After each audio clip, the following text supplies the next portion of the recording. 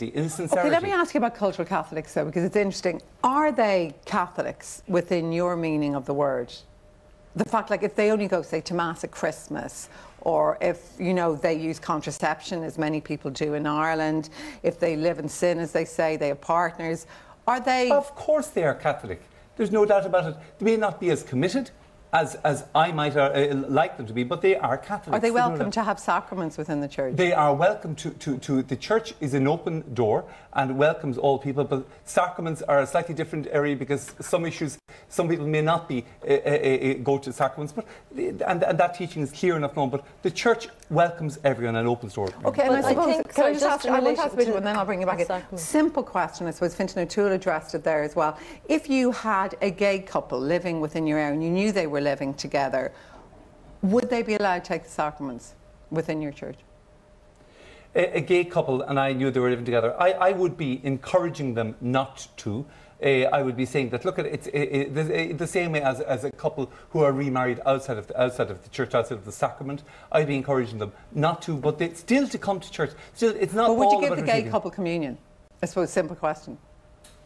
I wouldn't, but I think you're narrowing something, which Pope Francis says again and again. Like we shouldn't. Yeah, and actually that's quite contradictory in a way to what Pope Francis is saying in his interview and in his exhortation. He actually changes the language, he changes the context. He talks about an inclusive church. And one of the most significant things that he said, which is truly radical, is that the Eucharist is not a reward for those who sort of follow the rules, that the Eucharist is a nourishment for the journey of faith, which is an insight that has come kind of theologically almost 30 years ago. And it is interesting that we now have a Pope who sort of acknowledged that inclusivity as the way of the gospel.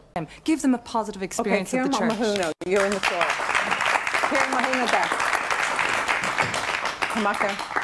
Well, you know, we're hearing, I represent a group called Gay Catholic Voice Ireland, and we set ourselves up to represent gay and lesbian people who have felt not welcomed and have felt excluded. And we want to be a positive voice because there are lots of gay people in parishes participating and want to participate their faith and want to give expression to their faith, something that's very important.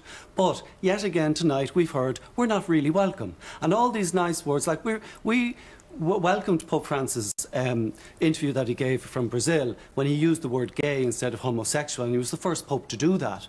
And we welcome this tone and this openness, and it's, you know, it's a nice challenge for other church leaders and organisations to be more inclusive. And yet, you know, we're told, you know, yes, you're loved and you're made in the image and likeness of God and you're welcome and you're part of our church and we want to welcome with open doors, with equality.